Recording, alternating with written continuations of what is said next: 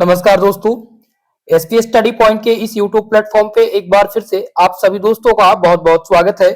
आज की इस वीडियो के माध्यम से BSc 6 semester botany paper first का ऑब्जेक्टिव क्वेश्चन पेपर हम सॉल्व करेंगे।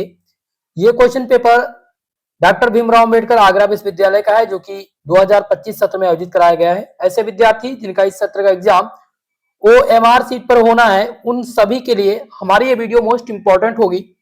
बात कर लें जैसे कि जो इस बार ओएमआर सीट पर पेपर करवा रही है उन यूनिवर्सिटी के नाम, जिसमें सीएसजेएमयू यानी कानपुर विश्वविद्यालय सबसे प्रमुख है, राजा महेंद्र प्रताप अलीगढ़ विश्वविद्यालय या महात्मा गांधी काशी विद्यापीठ या फिर आपका एमजेपीआरयू विश्वविद्यालय हो, मां शाकुंभरी विश्वविद्यालय हो, इन सब के लिए मोस्ट इंपॉर्टेंट होगी हमारी ये वीडियो।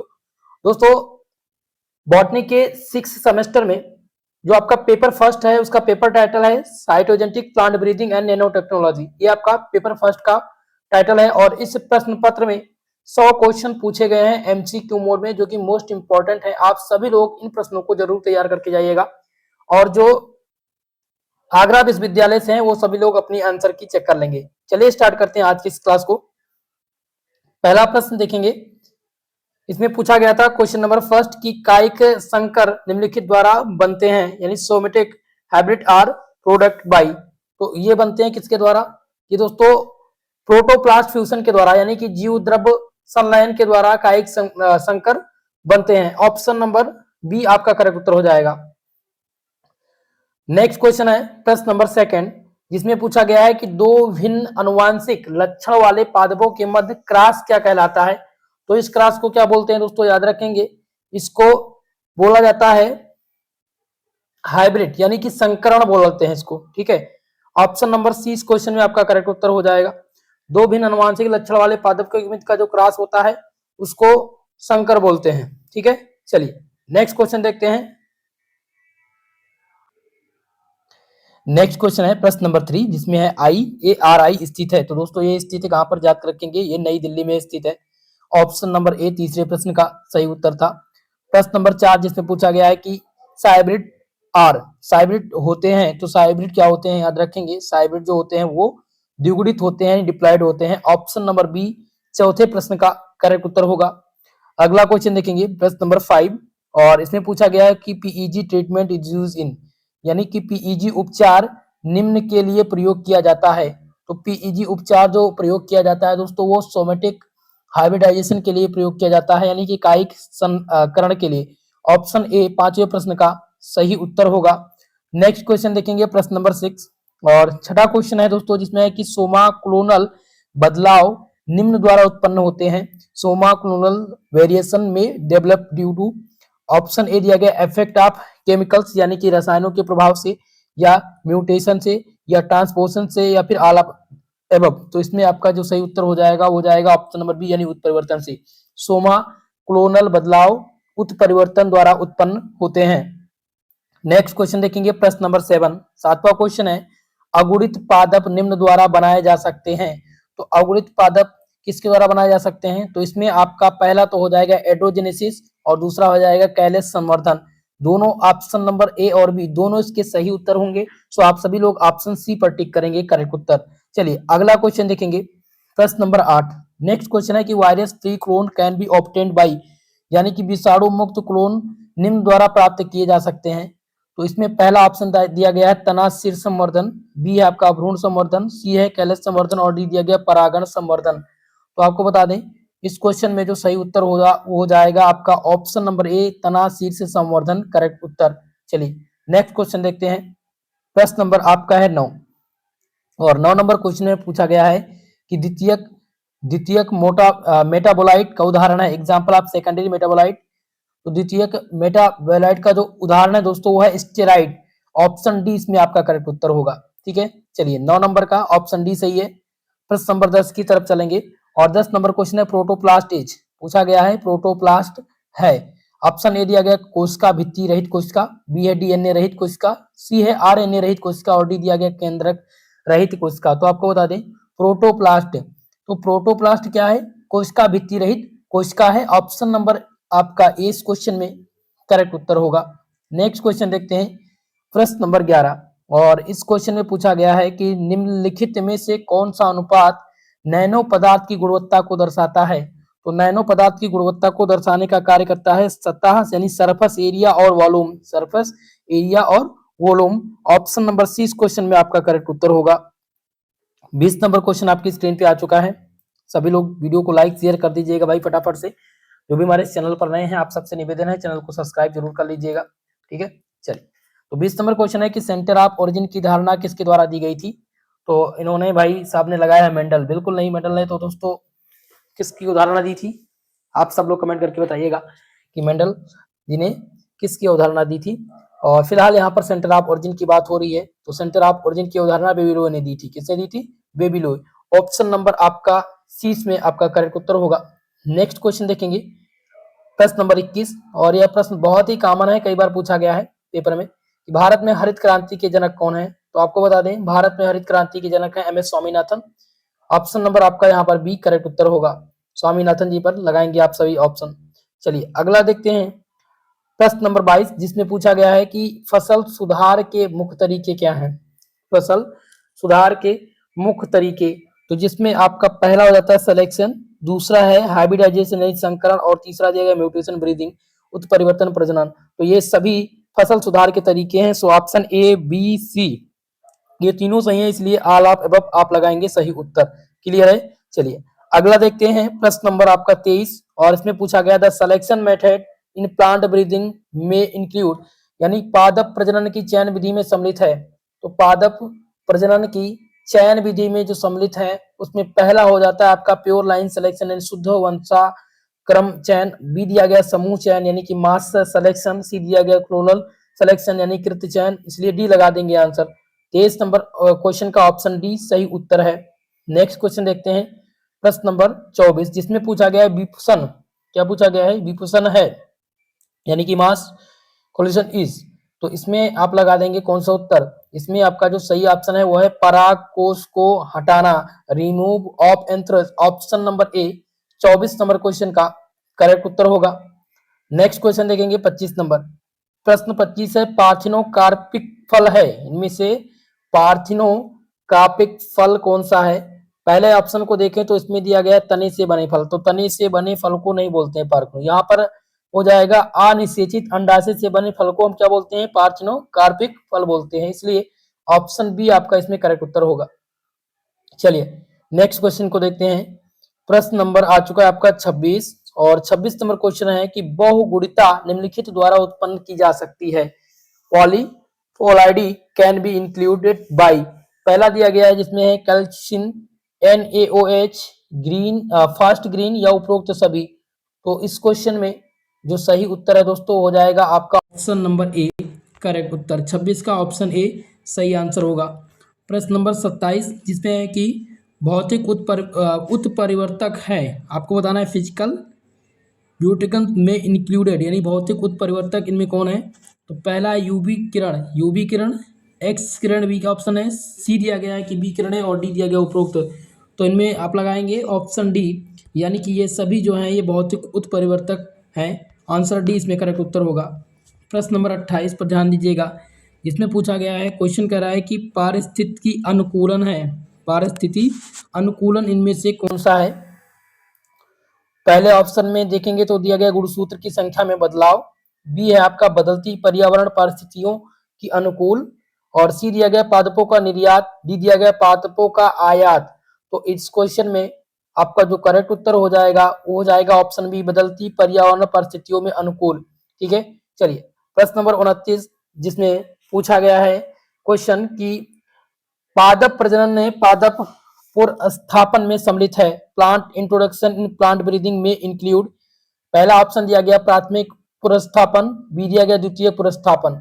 तो इनमें से जो सही उत्तर हो जाएगा वो हो जाएगा बोथ ए एंड बी। ठीक है, बोथ ए एंड बी आपके करेक्ट उत्तर होंगे। चलिए नेक्स्ट क्वेश्चन को देखते हैं, प्रश्न नंबर 30, और यहाँ पर 30 नंबर क्वेश्चन है कि कृत्रिम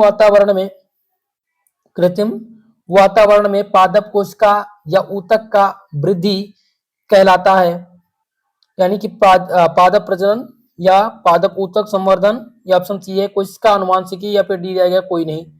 तो इस क्वेश्चन में आपका जो सही आंसर हो जाएगा दोस्तों वो हो जाएगा ऑप्शन नंबर बी पादप ऊतक संवर्धन। ठीक है, ऑप्शन नंबर बी लगा देंगे सही उत्तर।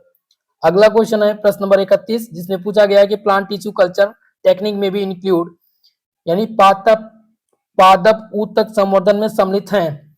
पहला दिया गया है संवर्धन माध्यम, बी ऑप्शन को देखिए जिसमें है कि एसेप्टिक वातावरण, सी दिया गया है एक्स प्लांट या उपरोक्त सभी। तो 31 नंबर प्रश्न में जो सही उत्तर आपका हो जाएगा वो हो जाएगा ऑप्शन नंबर डी, उपरोक्त सभी आपके सही आंसर हैं। नेक्स्ट क्वेश्चन है प्रश्न नंबर 32, और इसमें है कि संकरों की अपने जनकों की से श्रेष्ठता कहलाती है। संकरों की अपने जनकों से श्रेष्ठता कहलाती है।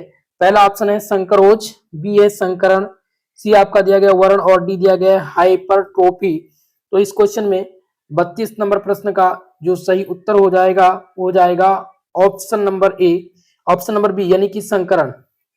ठीक है, संकरण आपका सही उत्तर है 32 नंबर में। माफ कीजिएगा, 32 नंबर क्वेश्चन का संकरोज होगा, हेट्रोसिस होगा, हाइब्रिडाइजेशन नहीं होगा। ठीक है, संकरों को अपने जनकों किसे श्रेष्ठता संकरोज कहलाती है यानी कि हेट्रोसिस कहलाती है। ऑप्शन ए इस पे करेक्ट उत्तर है। चलिए अगला देखेंगे। नेक्स्ट क्वेश्चन है प्रश्न नंबर 33, और इसमें पूछा गया कि केंद्रीय चावल अनुसंधान संस्थान कहां पर स्थित है। तो आपको बता दें कि केंद्रीय चावल अनुसंधान संस्थान स्थित जो है ये कटक में स्थित है। ऑप्शन नंबर आपका सी करेक्ट उत्तर होगा इस प्रश्न में। नेक्स्ट क्वेश्चन देखते हैं। आपका अगला क्वेश्चन है प्रश्न नंबर 34, और इसमें पूछा गया है कि किस विधि का प्रयोग नैनो कण संश्लेषण में किया जाता है।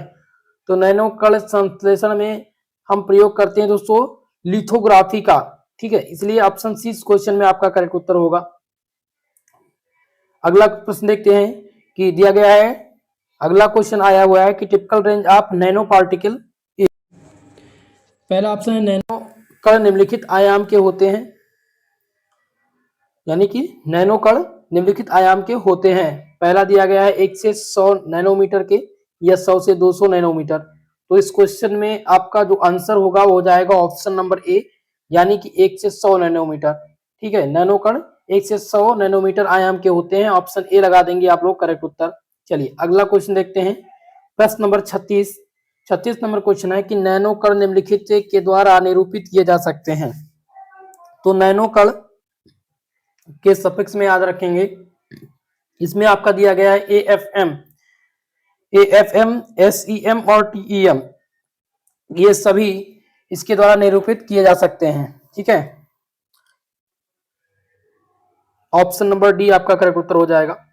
37 नंबर क्वेश्चन है कि इसमें प्रश्न पूछा गया है कि 1 nm निम्नलिखित के समान है। 1 nm निम्नलिखित के समान है, तो ये समान है 10 की power -9 metre. Option number A 37 number question में ऑप्शन आपका ए करेक्ट उत्तर होगा। अगला प्रश्न देखेंगे प्रश्न नंबर 38। देखिएगा दोस्तों, 38 नंबर क्वेश्चन में पूछा गया था कि नैनो ट्यूब, नैनो फाइबर व नैनो वायर हैं, ये सभी क्या हैं दोस्तों, याद रखेंगे नैनो ट्यूब, नैनो फाइबर व नैनो वायर 1D है। ऑप्शन नंबर ए इस क्वेश्चन में आपका सही उत्तर है, 2D नहीं होगा, ये सभी 1D है। ऑप्शन नंबर ए लगाएंगे 38 नंबर प्रश्न का सही उत्तर। 39 नंबर क्वेश्चन जिसमें प्रश्न पूछा गया कि नैनो टेक्नोलॉजी पर प्रथम व्याख्यान किसके द्वारा दिया गया था। तो नैनो टेक्नोलॉजी पर प्रथम व्याख्यान जो दिया गया था वो रिचर्ड फेनमैन के द्वारा, किसके द्वारा, रिचर्ड फेनमैन के द्वारा। ऑप्शन नंबर सी इस प्रश्न में आपका सही उत्तर होगा। नेक्स्ट क्वेश्चन देखेंगे प्रश्न नंबर 40 नंबर क्वेश्चन, और इस क्वेश्चन में पूछा गया नैनो कण का हरित संश्लेषण निम्न द्वारा किया जा सकता है। पहले ऑप्शन को देखेंगे जिसमें पादप दिया गया है, यानी plants, green synthesis of nano particle can be done by plants, fungi, bacteria या अबव। इस क्वेश्चन में जो सही उत्तर होगा वो हो जाएगा आपका ऑल ऑफ दिस, यानी सभी उत्तर आपके सही हैं इसमें। अगला देखेंगे, और प्रश्न नंबर इसमें 41, इसमें जो पूछा गया है कि नैनो कणों का उपयोग निम्नलिखित में से किया जा सकता है, कृषि के लिए, पोषण के लिए या पर्यावरण के लिए, उपरोक्त सभी। यानी nano particle can be use in, तो नैनो पार्टिकल यूज किए जाते हैं किसके रूप में दोस्तों, याद रखेंगे ये एग्रीकल्चर और पोषण यानी कि न्यूट्रिशन और एनवायरनमेंट, इन तीनों के रूप में इनका प्रयोग किया जाता है। आप इसमें आंसर लगाएंगे आप सभी लोग आंसर डी, इस क्वेश्चन में सही उत्तर हो जाएगा option number D, all of above. अगला क्वेश्चन प्रश्न नंबर 42 जिसमें है कि संकर पौधे व उनके अप्रभावी जनक के माध्यम क्रॉस कहलाता है। एक cross between a hybrid and recessive parent is known as, इसको क्या बोलते हैं दोस्तों? इसको टेस्ट क्रॉस बोलते हैं। क्या बोलते हैं? Test cross. ऑप्शन सी, 42 नंबर प्रश्न में आपका ऑप्शन सी करेक्ट उत्तर होगा। नेक्स्ट क्वेश्चन देखेंगे प्रश्न नंबर 43, जिसमें universal universal recipient blood group is, यानी कि सर्वग्राही रक्त समूह पूछा गया है। सर्वग्राही रक्त समूह, तो ए बी रक्त समूह जो है वो सर्वग्राही रक्त समूह है। ऑप्शन नंबर ए इस क्वेश्चन में आपका करेक्ट उत्तर होगा। नेक्स्ट क्वेश्चन देखेंगे दोस्तों, जिसमें है कि मनुष्य में ए बी ओ रक्त समूह प्रदर्शित करता है। तो ए बी ओ रक्त समूह कोडोमिनेंस और मल्टीपल एलीज इन दोनों को शो करता है, इसलिए आप लगा देंगे ऑप्शन नंबर सी, ए और बी इसमें दोनों सही ऑप्शन है। तो सही उत्तर हो जाएंगे आपके ऑप्शन नंबर सी, ए व बी दोनों। चलिए अगला क्वेश्चन देखते हैं, प्रश्न नंबर 45। इसमें प्रश्न पूछा गया है कि supplementary factor gives phenotype ratio is, यानी कि अनुपूर्वक कारक निम्न अनुपात देते हैं। तो इनका अनुपात जो है वो है 9:3:4, इसलिए ऑप्शन ए इस क्वेश्चन में आपका करेक्ट उत्तर है। 45 नंबर का ऑप्शन ए सही उत्तर होगा। अगला क्वेश्चन है प्रश्न नंबर 46, जिसमें पूछा गया था term of linkage was coined bye, linkage शब्द दिया गया है। तो लिंकेज शब्द किसने दिया था? टी एच मॉर्गन ने दिया था। ऑप्शन बी इस क्वेश्चन में सही उत्तर है। 46 नंबर का ऑप्शन आपका बी सही उत्तर होगा।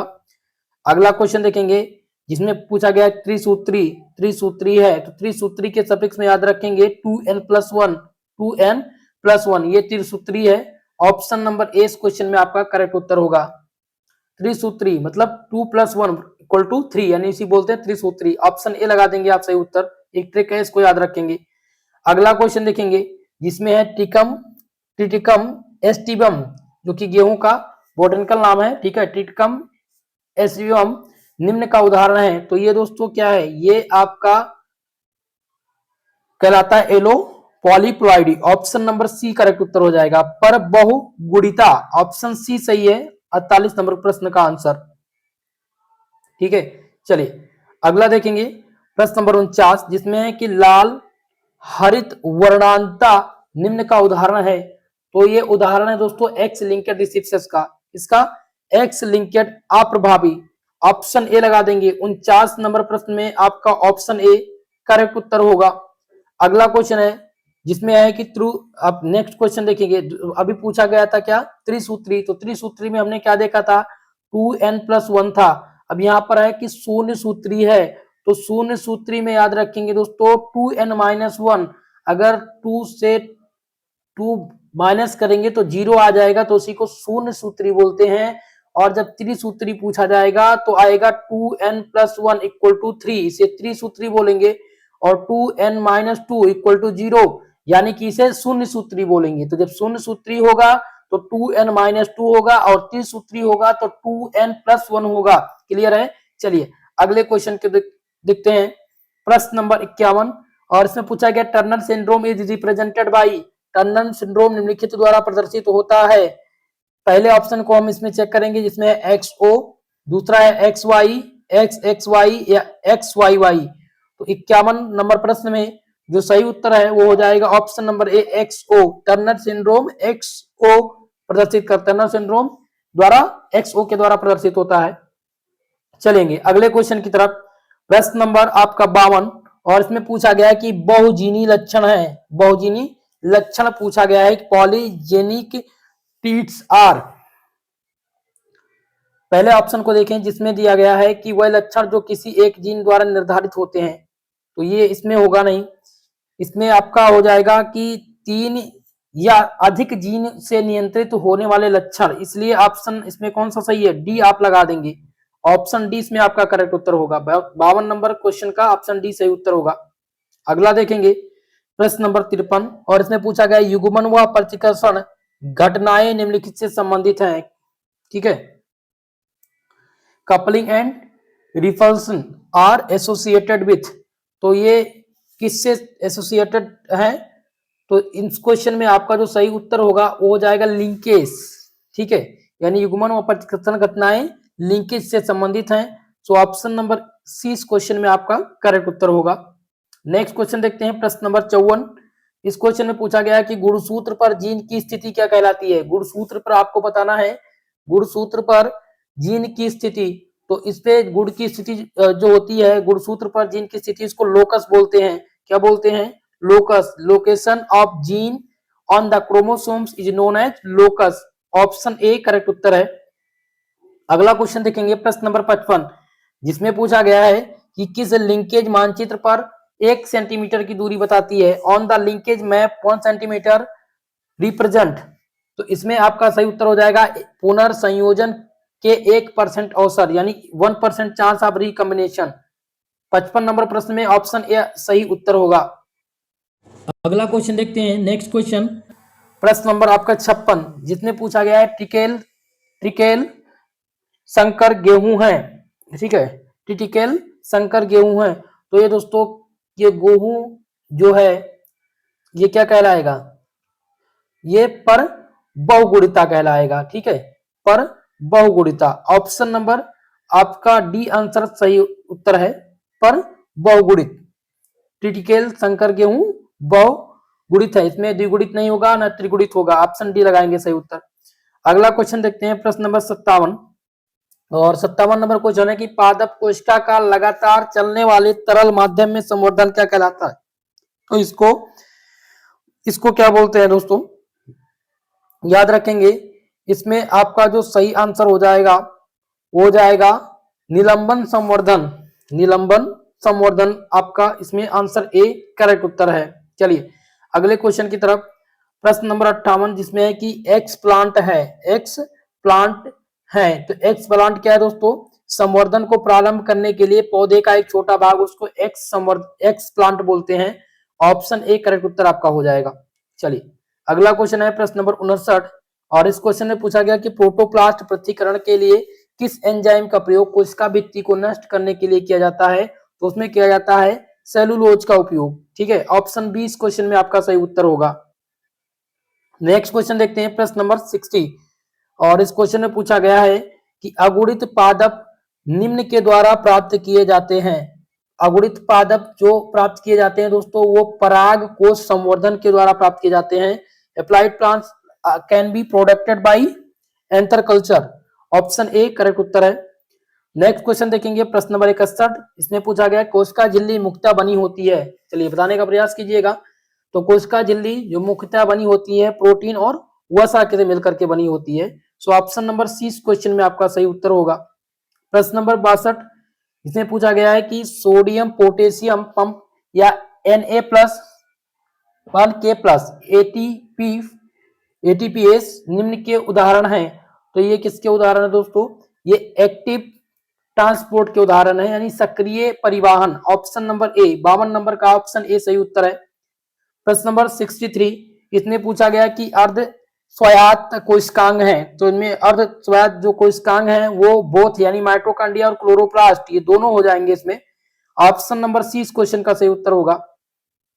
नेक्स्ट क्वेश्चन देखते हैं, प्रश्न नंबर 64, जिसमें mesosome are found in, mesosome पाया जाता है। पहले ऑप्शन को हम देखेंगे, जिसमें पादप कोश का, बी दिया गया है जंतु कोश का, और सी दिया गया ईस्ट दिया है आपका जीवाणु। तो इसमें 64 क्वेश्चन नंबर आंसर का क्वेश्चन का जो आंसर हो जाएगा वो जीवाणु हो जाएगा, बैक्टीरिया आपका ऑप्शन डी लगा देंगे सभी लोग सही उत्तर।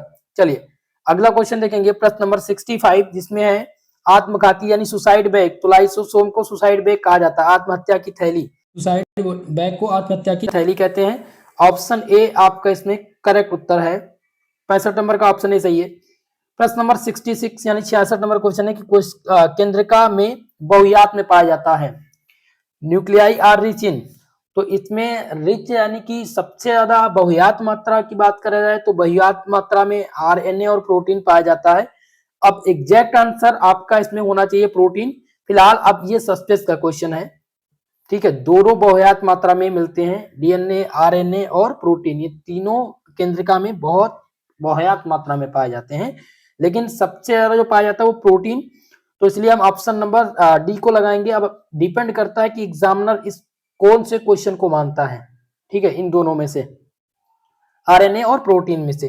चलिए अगला क्वेश्चन देखते हैं, प्रश्न नंबर 67, जिसमें डीएनए का सबसे सामान्य रूप बताना है। तो डीएनए का सबसे जो सामान्य रूप है वो है बी जड बी डीएनए। ऑप्शन नंबर आपका इसमें बी सही है, 67 का ऑप्शन बी करेक्ट उत्तर होगा।